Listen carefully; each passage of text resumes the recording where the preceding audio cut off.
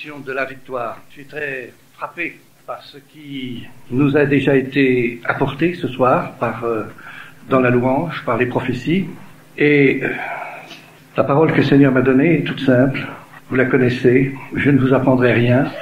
Mais j'insisterai sur les conditions de la victoire. C'est dans Romains 8, vous connaissez la fin du passage, où l'apôtre dit, verset 37, « Mais dans toutes ces choses, nous sommes plus que vainqueurs par celui qui nous a aimés. » Et il décrit les puissances qu'il s'agit de canaliser et même de neutraliser et de vaincre, car j'ai l'assurance que ni la mort, quelle puissance la mort, ni la vie, c'est une autre puissance, ni les anges, ni les dominations. Vous voyez des choses qui se sont opposées. Mort et vie, ange et domination.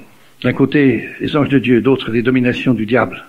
Ni les choses présentes, ni les choses à venir, ni les puissances, ni la hauteur, ni la profondeur, ni aucune autre créature ne pourra nous séparer de l'amour de Dieu manifesté en Jésus-Christ, notre Seigneur.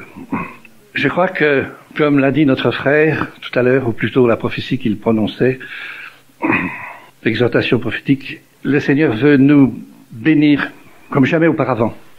Il veut nous emmener à un point beaucoup plus élevé que nous ne l'imaginions. Et il y a une expression moderne qu'on pourrait prendre maintenant, super victoire. Vous savez que j'ai remarqué depuis quelques années que nos enfants et nos petits-enfants ont toujours ce mot à la bouche. Super. Super, super. Et nous, avons-nous ce mot-là, sinon à la bouche, du moins dans le cœur. Super victoire. Et je crois que l'apôtre Paul avait cette pensée-là. Plus que vainqueur, c'est la super victoire. Voilà. Alors, est-ce que c'est une belle expression dans sa bouche? L'emploie-t-il seulement pour augmenter notre ardeur spirituelle et notre enthousiasme? Eh bien, je ne crois pas. Car l'apôtre Paul n'a pas l'habitude de se payer de grands mots. Être plus que vainqueur, cela peut et doit devenir une véritable réalité spirituelle de notre vie chrétienne, de notre ministère. J'avoue que nous nous contentons de petites victoires. Est-ce que vous avez eu des super victoires? Peut-être, de temps en temps. Mais souvent, c'est des petites victoires. Ce soir, on nous propose une super victoire. Et je voudrais vous donner 3 raisons de cette totale victoire que nous avons en Jésus. Vous les connaissez, ces 3 raisons. Il vaut la peine peut-être de se les rappeler avant d'entrer tout à l'heure dans la louange et de glorifier le Seigneur pour ce qu'il fait pour nous. Alors, nous sommes plus que vainqueurs. Première condition, première raison, parce que, dit l'apôtre Paul en 2 Corinthiens 10, 4, il explique, les armes avec lesquelles nous combattons ne sont pas charnelles. Elles sont puissantes, arrêtons-nous sur chacun de ces termes, puissantes par la vertu de Dieu pour renverser les forteresses. Et l'apôtre ajoute, nous renversons les raisonnements et toute hauteur. Vous voyez, il reprend l'expression qu'il avait tout à l'heure. Toute hauteur. Il aurait pu prendre n'importe quel autre ennemi. Profondeur, largeur, longueur, tout ce que vous voudrez. Toute hauteur qui s'élève contre la connaissance de Dieu. Et nous amenons toute pensée captive à l'obéissance de Christ. Elles sont puissantes, je viens de lire, ces armes, par la vertu de Dieu pour renforcer les forteresses. Alors ces armes, vous les connaissez. On les prend toujours dans le texte d'Éphésiens 6, ceinture de la vérité, cuirasse de la justice, chaussures du zèle que donne l'évangile de paix, bouclier de la foi pour éteindre les traits enflammés du malin, casque du salut, épée de l'esprit. Voilà. Et on pourrait peut-être ajouter à cette liste de l'apôtre Paul d'autres armes telles que puissance de la prière, efficacité de l'amour, force de l'espérance, quoi encore, autorité du nom de Jésus, efficace du sang de l'agneau, que sais-je encore. Il y a certainement toute une panoplie d'armes. Celles que je vous cite nous viennent tout de suite à l'esprit. Elles sont les armes de Dieu. Il ne faut pas oublier que ce sont les armes de Dieu, mises à notre disposition. Nous les connaissons, en tout cas par leur nom. Elles nous sont familières. Et pourtant, combien de défaites nous essuyons encore, bien qu'ayant ces armes à portée de main. Car il faut bien le constater, dans le monde, la puissance des armes a augmenté sans cesse au cours des millénaires, au cours des siècles. On est parti des armes blanches, l'épée, le couteau, et puis on a continué à s'armer. Et l'homme naturel en est arrivé aujourd'hui aux armes atomiques, super puissantes et super destructrices. Dans l'Église, au contraire, il semble que les armes du chrétien se soient comme affaiblies de plus en plus. Ces armes que les premiers chrétiens brandissaient étaient efficaces. Et ces mêmes armes que nous avons aujourd'hui, la prière, la foi, la justice, la vérité, apparaissent à beaucoup comme quelque chose de tout à fait inopérant et même dérisoire. Pourquoi cela? D'un côté, les armes charnelles ont augmenté, les armes spirituelles se sont affaiblies. Quel drame! Pourquoi cela? Parce que on a oublié l'essentiel. L'essentiel, c'est que l'apôtre Paul nous dit une chose que nous négligeons peut-être. Nos armes sont puissantes, dit-il, par la vertu de Dieu.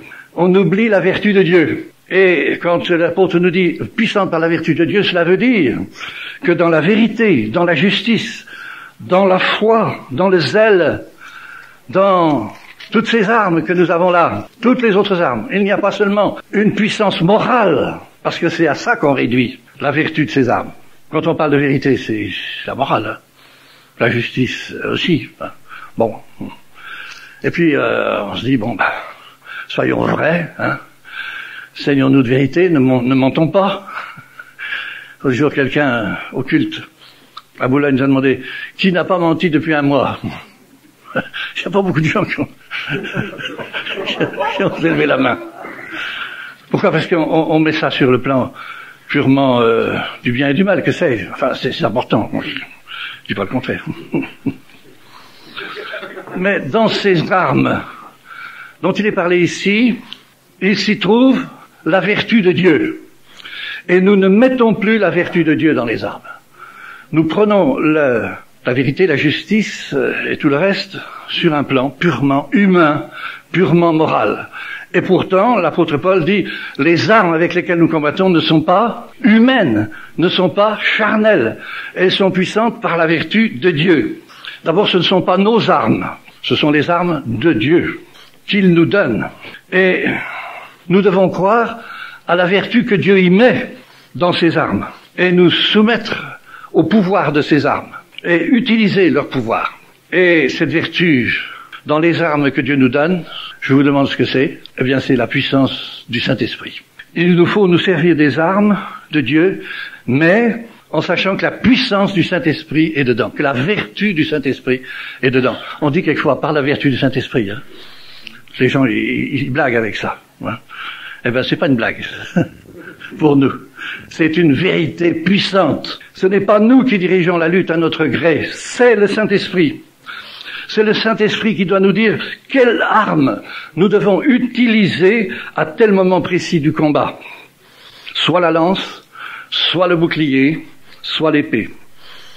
C'est le Saint-Esprit qui doit nous montrer aussi à quel endroit il faut frapper. Autrement, nous battrons l'air. Les enfants, ils ont des armes. Ça ressemble aux armes. Et ils agitent. Et souvent, nous sommes comme des enfants. Nous battons l'air dans toutes les directions, emportés à tout vent de doctrine. Alors, on bat l'air parce que l'esprit n'est pas là, parce que on combat à tort et à travers.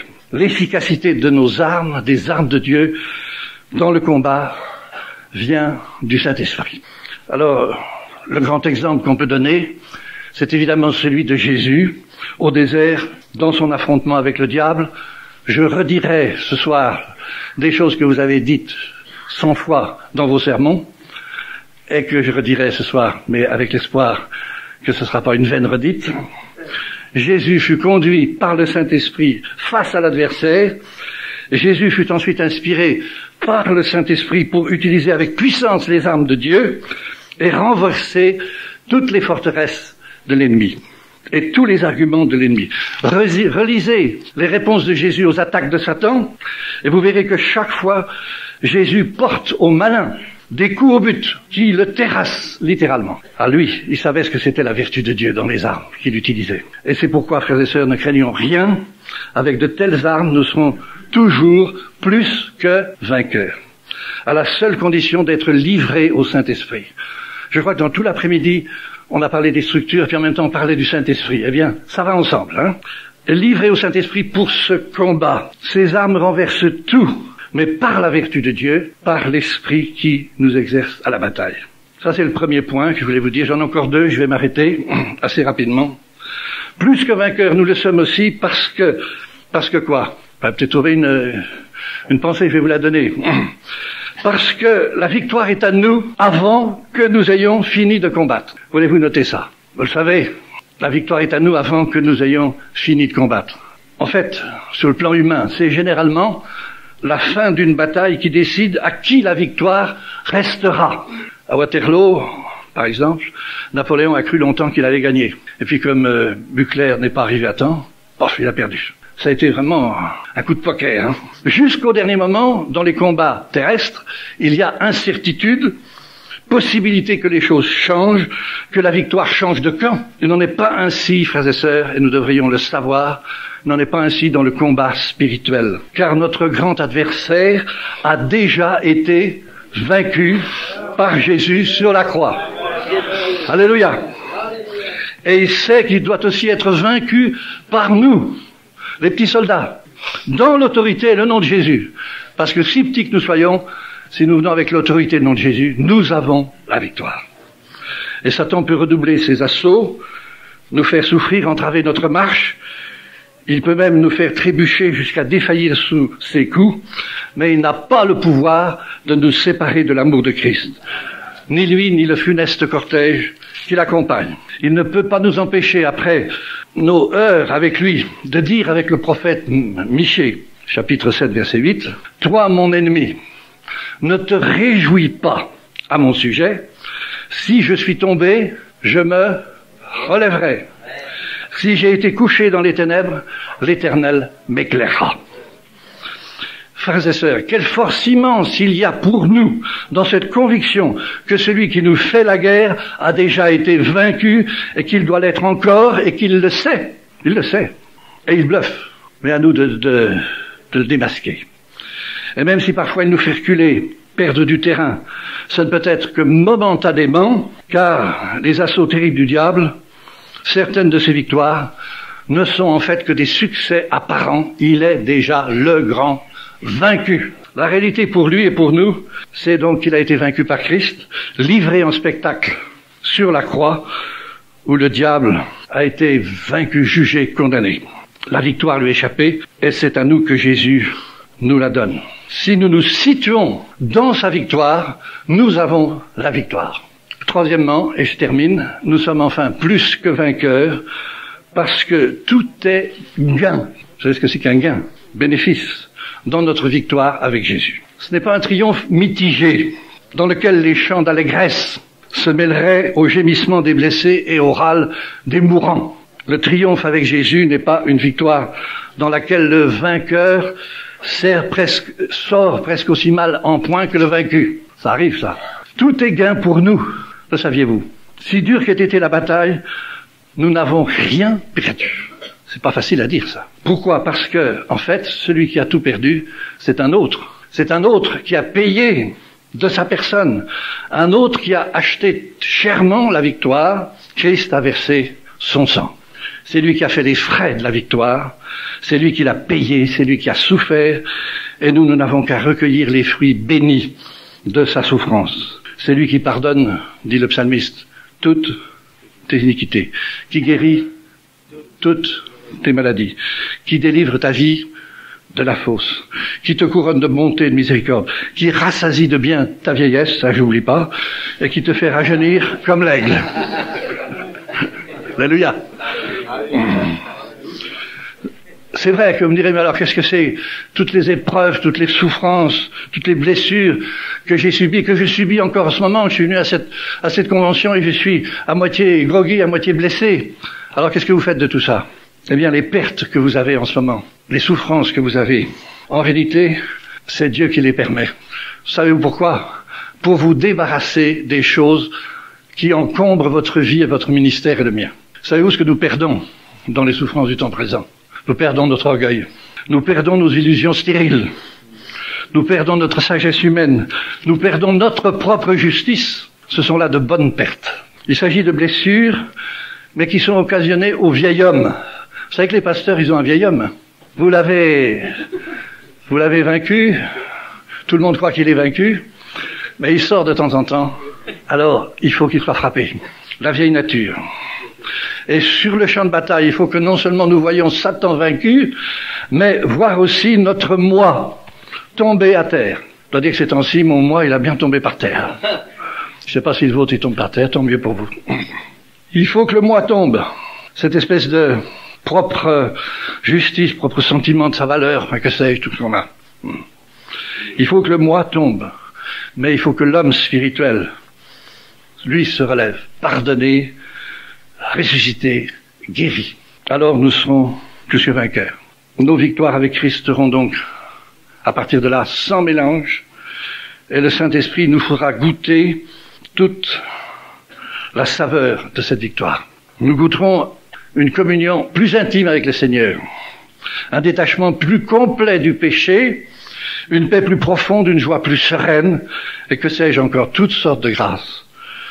En toutes choses, nous sommes plus que vainqueurs par celui qui nous a aimés et qui combat encore par le Saint-Esprit pour nous donner tout avec lui. C'est pourquoi, et je termine par cette bénédiction, réjouissons-nous. Je vous appelle à la fête, disait notre frère tout à l'heure. Le Dieu de toute grâce, qui nous a appelés en Jésus-Christ à sa gloire éternelle, après que nous aurons souffert un peu de temps, nous perfectionnera lui-même, nous affermira, nous rendra inébranlables. Grâce soit rendue à Dieu, qui nous donne toujours, en Christ, la victoire. Et même, j'ajouterai, la super victoire. Jésus, tu es super. Excusez-moi de employer cette expression. Alléluia. Alors, rendons-lui gloire. Tu nous conduis dans la louange, frère?